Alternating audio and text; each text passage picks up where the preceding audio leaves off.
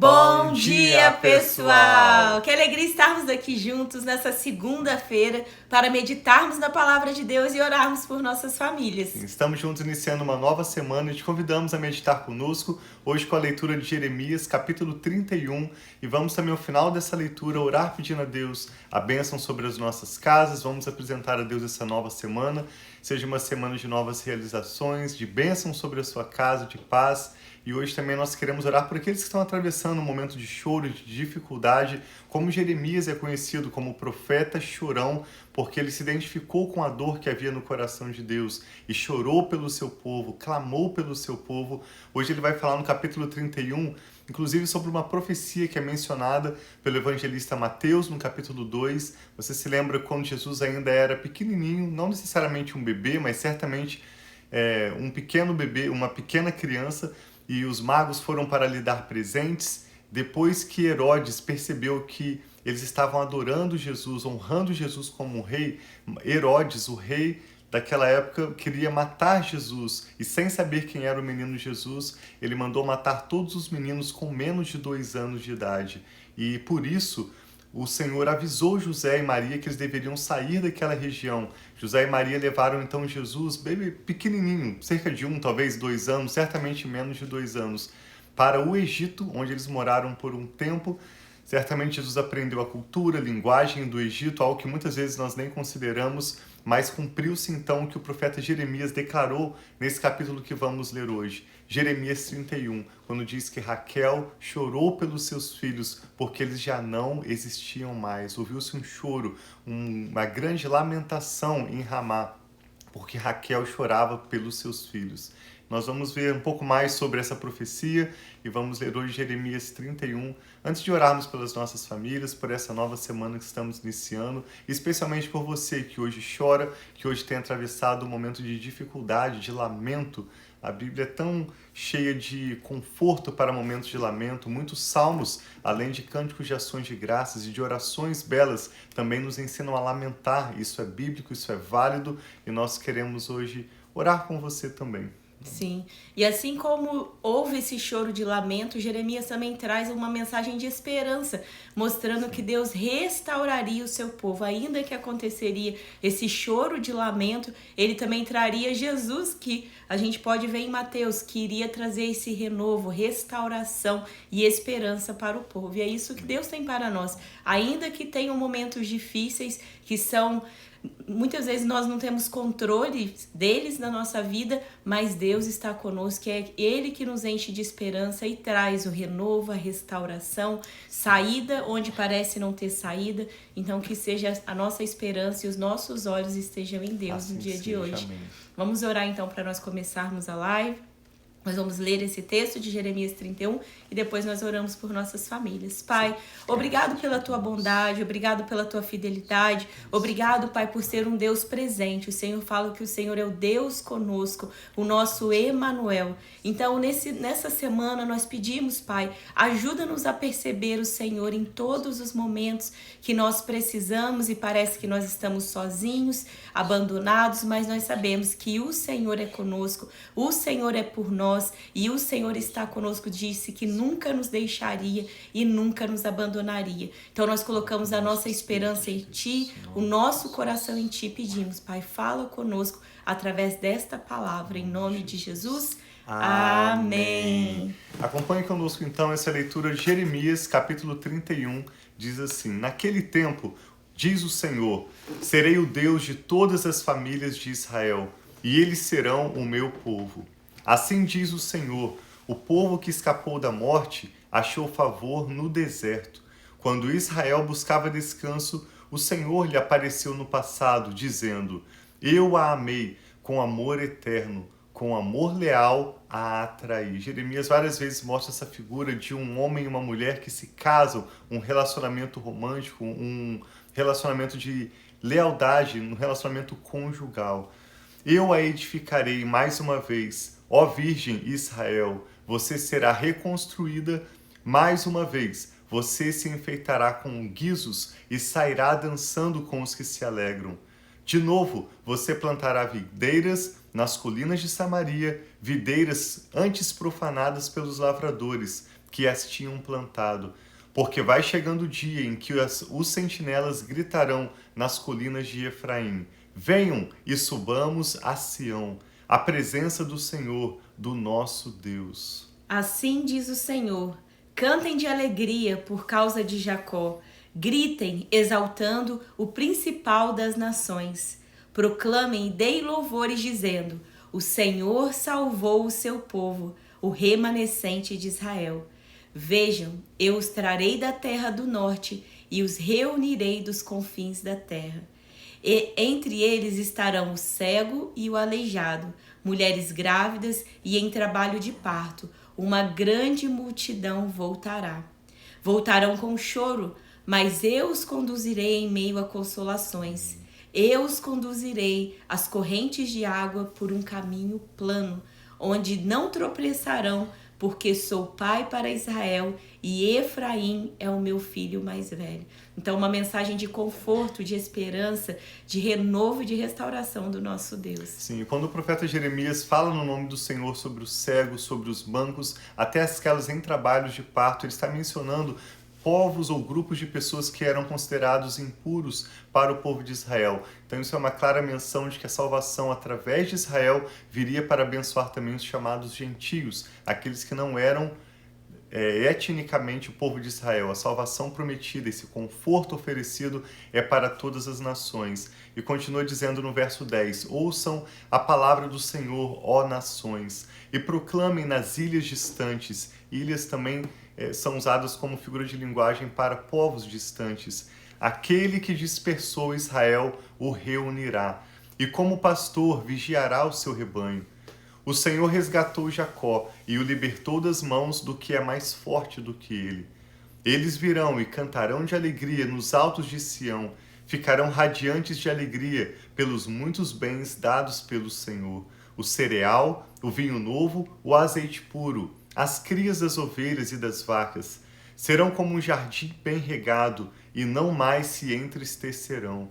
Então as moças dançarão de alegria, como também os jovens e os velhos. Transformarei o lamento deles em júbilo. Que linda essa profecia, essa promessa da palavra de Deus, de que aquilo que é lamento para você hoje, amanhã se tornará em júbilo. Amém. Eu lhes darei consolo e alegria em vez de tristeza. Satisfarei os sacerdotes com fartura e o meu povo será saciado pela minha bondade, declara o Senhor. Assim diz o Senhor: ouve-se uma voz de Ramá, lamentação e amargo choro. É Raquel que chora por seus filhos e recusa ser consolada, porque os seus filhos já não existem. A gente pode ver exatamente esse mesmo texto lá em Mateus 2, como o Tiago disse.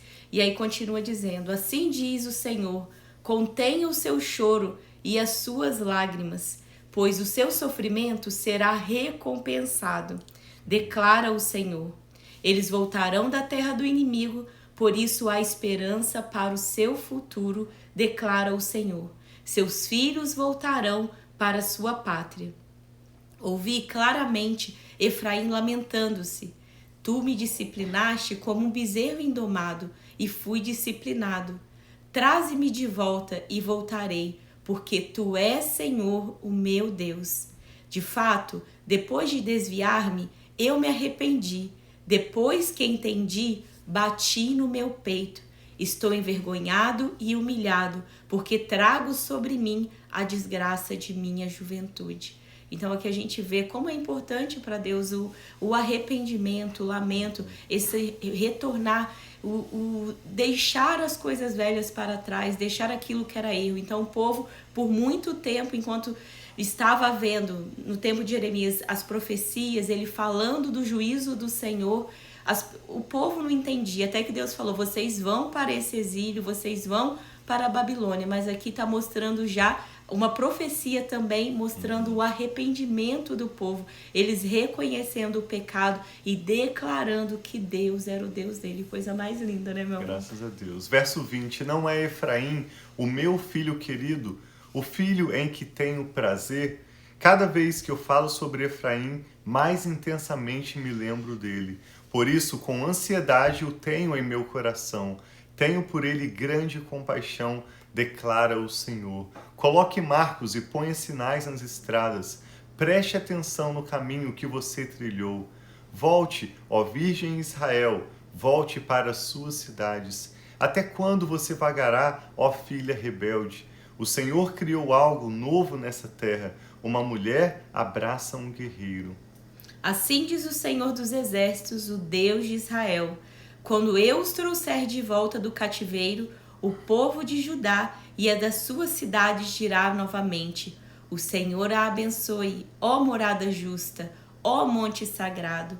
O povo viverá em Judá e em todas as suas cidades, tanto os lavradores como os que conduzem os rebanhos. Restaurarei o exausto e saciarei o enfraquecido.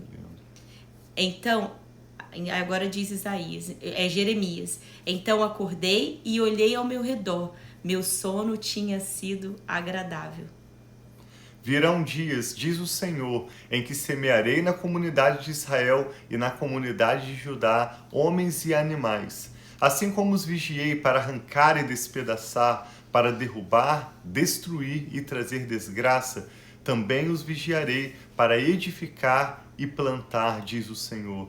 Naqueles dias não se dirá mais: os pais comeram uvas verdes e os dentes dos filhos se embotaram. Ao contrário, cada um morrerá por causa do seu próprio pecado. Os dentes de todo aquele que comer uvas verdes se embotarão. Jeremias reforça que toda má escolha resulta em más consequências, o que é óbvio, mas a sua geração estava simplesmente ignorando. Então Jeremias profetiza esperança, renovo para a próxima geração. Estão chegando os dias, declara o Senhor, quando farei uma nova aliança com a comunidade de Israel e com a comunidade de Judá. Não será como a aliança que fiz com seus antepassados quando os tomei pela mão para tirá-los do Egito. Aqui ele menciona da aliança dada por Moisés, quando o Senhor lhes entregou uma lei para, como um povo, eles serem moral e socialmente puros, uma bênção para as nações, mas o povo não podia por si próprio obedecer aquela lei. Então o Senhor promete uma aliança que será diferente. No verso 33 diz: esta é a aliança que farei com a comunidade de Israel depois daqueles dias, declara o Senhor. Porei a minha lei no íntimo deles e escreverei nos seus corações. Serei o Deus deles e eles serão o meu povo. Ninguém mais ensinará ao seu próximo, nem ao seu irmão, dizendo: conheça ao Senhor, porque todos eles me conhecerão, desde o menor até o maior, diz o Senhor.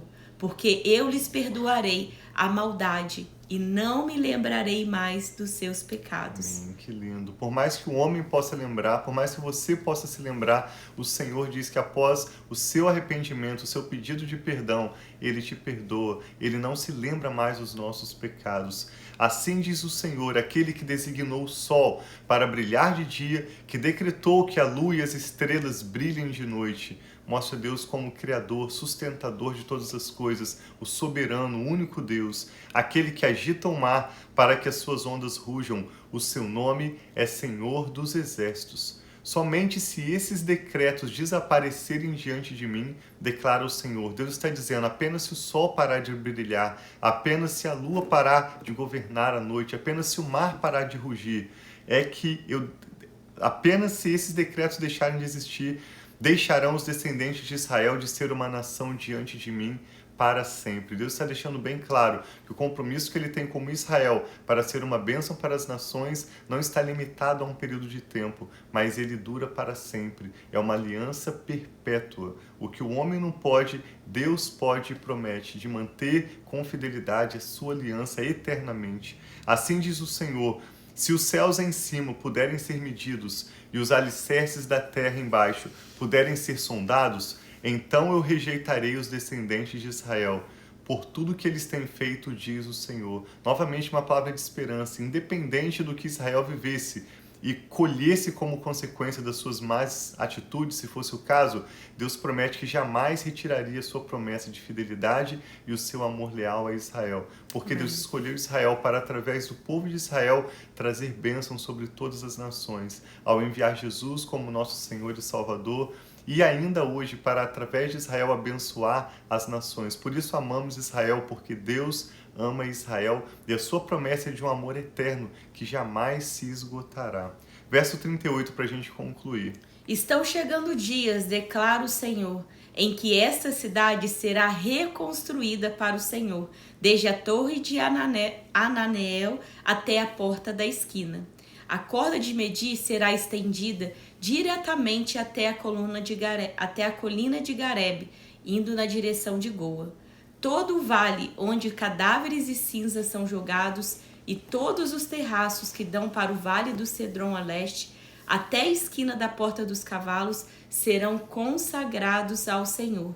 A cidade nunca mais será arrasada ou destruída. Jeremias está falando dessa reunião do povo de Deus. Todos aqueles que se renderem humildemente ao Senhor para viver os propósitos de Deus terão uma lei que não será ensinada pelos homens, mas pelo próprio Espírito Santo nos nossos corações. Ele fala que um não vai mais ensinar o outro, orientando ou incentivando-o a buscar o Senhor, mas cada um conhecerá o Senhor por si mesmo. Nós vivemos esses dias. O apóstolo João escreveu, por exemplo, em sua segunda carta, capítulo 2. Se você deseja se aprofundar um pouco mais sobre essa nova aliança, nós recomendamos que você leia 1 João, capítulo 2, quando ele diz que nós não precisamos que ninguém nos ensine, porque a unção do Espírito Santo que permanece em nós e é verdadeira, nos ensina acerca de todas as coisas. E é assim que nós temos aprendido, pedindo ao Espírito Santo entendimento das Escrituras, lendo a Palavra de Deus e no nosso dia a dia sendo guiados pelo Espírito Santo. Todos desejamos aprender, ouvir mais da voz do Espírito Santo, discernir melhor as suas direções e prioridades, mas é assim que nós vamos aprender, não com outros. Lógico que o Senhor conta com pessoas para nos abençoar, para nos ensinar, mas especialmente através do nosso relacionamento pessoal com o Espírito Santo. E o que o Espírito Santo está falando ao seu coração? Vamos orar juntos, coloque seus motivos de oração. Eu e a Rafa queremos orar com você. Pai, nós te damos graças, porque como vimos nesse texto, o Senhor é o soberano, o Criador de todas as coisas, aquele que é fiel, todo-poderoso e que nos ama com amor eterno. Obrigado pelas suas promessas ao seu povo Israel e por essas promessas estendidas a todas as nações e a todos os povos, inclusive a cada um de nós, mesmo na simplicidade da nossa casa, do nosso lar. Nós pedimos a tua bênção sobre as nossas famílias. Eu e a Rafa oramos com essa pessoa que está agora apresentando nomes diante do Senhor, causas diante do Senhor. E pedimos que o Senhor opere, Pai, maravilhas e milagres de acordo com a necessidade de cada um. Pedimos, Pai, conforme o Senhor promete nesse texto, que o Senhor escreva em nossos corações as tuas leis e nos guie, nos ensine pelo teu Espírito Santo. Pedimos forças renovadas àqueles que estão enfraquecidos hoje. Pedimos conforto para aqueles que estão tristes, aqueles que estão sofrendo, de modo que ninguém os pode consolar. Que esse conforto venha do teu Espírito Santo, Senhor, sobre essa pessoa que ora conosco, angustiada agora, sobre a sua família, sobre aqueles que são chamados pelo seu nome. Abençoamos o seu lar, a sua casa, com a paz do Senhor, com os confortos, consolos que vêm do Espírito Santo e com as revelações que o Espírito de Deus tem para você e para a sua família serem bem-sucedidos nos planos que Deus tem para vocês. Amém, oramos, Pai, entregando nossas vidas, nosso futuro, tudo que toma o nosso nome sob os teus cuidados. No nome do Senhor Jesus, nós oramos e te damos graças. Amém. Então Deus abençoe muito a sua vida. Nós amamos estar aqui com vocês. Que nós possamos crescer a cada dia juntos em conhecimento e conhecer, porque nós já temos o Espírito Santo que nos ensina, mas nós precisamos ir nesses caminhos de ir reconhecendo, aprendendo a discernir a voz de Deus, a forma que Ele se comunica conosco. Então tem um dia e uma semana muito abençoada. Amamos você.